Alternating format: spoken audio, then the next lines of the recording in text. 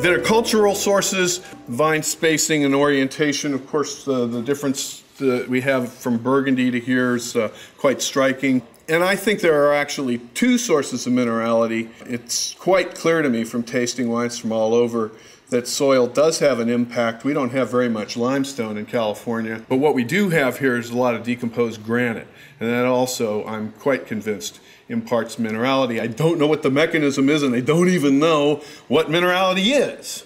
I know that you can reproduce it by putting a mineral tincture, such as is used for soil amendments. Tiny little drop in a glass of wine that's very flat can bring out this mineral. The other place where we get it is in living soils. Get some earthworms going and you'll have minerality. I believe in what Claude Bourguignon says about that, that basically mycorrhizal fungi increase the root surface area 100 to 1,000-fold, and if you get those mycorrhizal fungi going, then you're going to get minerality. And irrigation and water stress, particularly in the high areas. Vine age seem to play an important role. The older vineyards such as Mount Eden certainly have a dimensionality to them, which we also see in the Constantine Frank Rieslings in New York.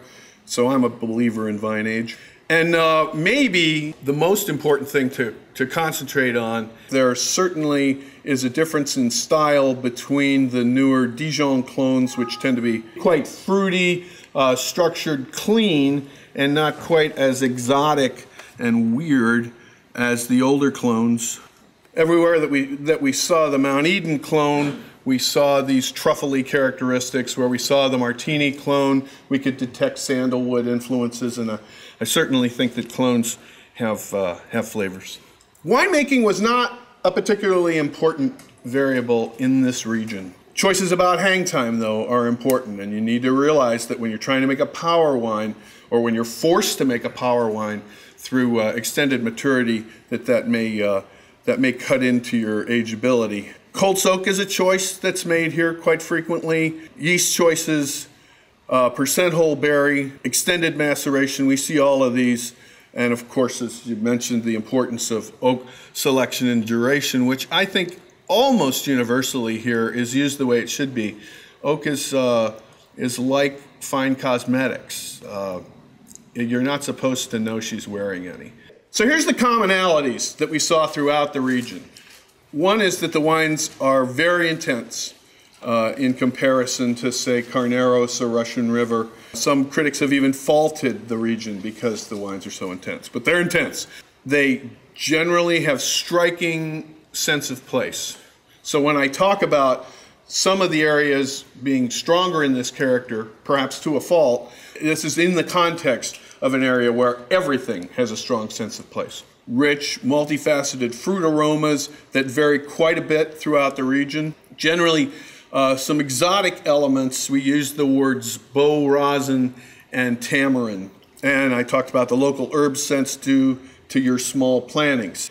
And a lot of minerality, which is, in my parlance, I'm talking about the sort of almost electrical buzz in the finish of the wine. I'm not talking about an aroma. As I said, this isn't a natural element, this is a cultural element, but there's quite a bit of winemaking restraint here. Okay, so now I'm going to go through the regions, but before I do, I want to make it clear that every single site in this area is different. So don't feel like you're getting shoehorned into having to taste like everybody else in a particular region, because the variability in soil type and aspect and exposure and the differences in clones and all of these elements are much more important in this region than they are in like in the valley, for example. So these are the subregions that we kind of made up.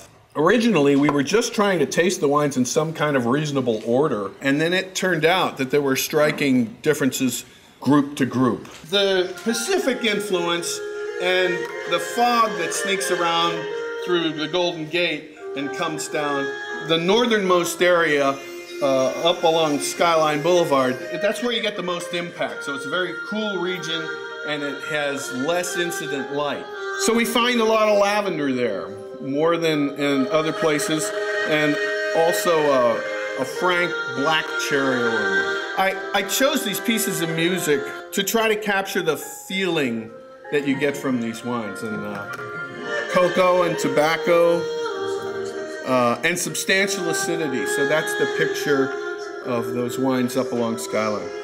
As we move south, we get to Saratoga, we get a very different situation. It's much warmer, there's much less fog influence, it's the most sheltered of the regions. So we're shielded from Pacific influence, and the wines are much more graceful, feminine. No more black cherries, but cranberry.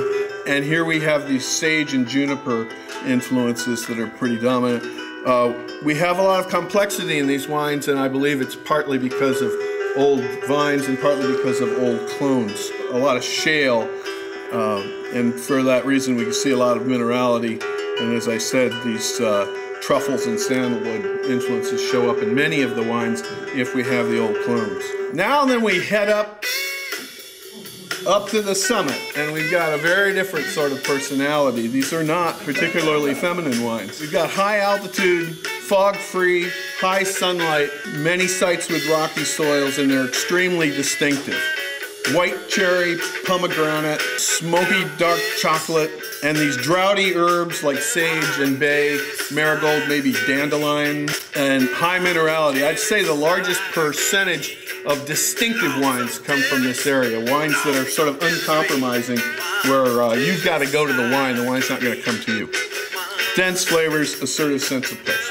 And this is the area where, more than anything else, the style from year to year is really a slave to the vintage variations in climate. Now when we get over the hill, all of a sudden we're in a redwood cloud forest. Now we're talking about wines that are a lot easier drinking, a lot of fog influence, and we get this, what I call a circus of fruity aromas. Orange, blackberry, cranberry, cherry, peach, plum. We also see some chocolate and some caramel. And down here we have much wetter herbal influences from cedar and juniper, and even sometimes the smell of the earth itself, sort of a leaf duft that comes in. Lively mouthfeel, but not the driving, bracing minerality that we get up on the summit. Now when we get over to Corralitos down in the southern end, again we've got a different sort of situation. This is protected but a very cool area, and we end up with this very long, cool growing season. Some of the latest picked vineyards in the region, or really even in the state.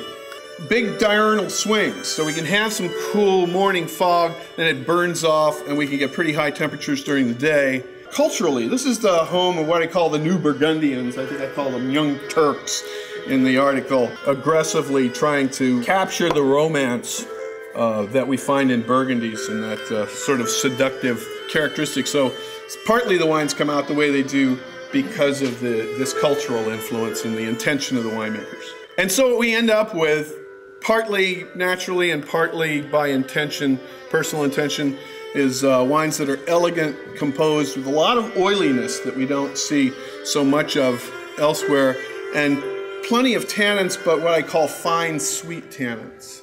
Aromatics, more flowery than fruity, although we do have nectarine and strawberry, but hibiscus florals, and then some other complexing elements, sassafras, cola, spinach, Asian spices. All around, the very lively wines, but in a friendly way, feminine, complex, and balanced. Yeah, let's not forget Ben Lomond. This is a very old area. It's a high altitude, but it's also right on the Pacific.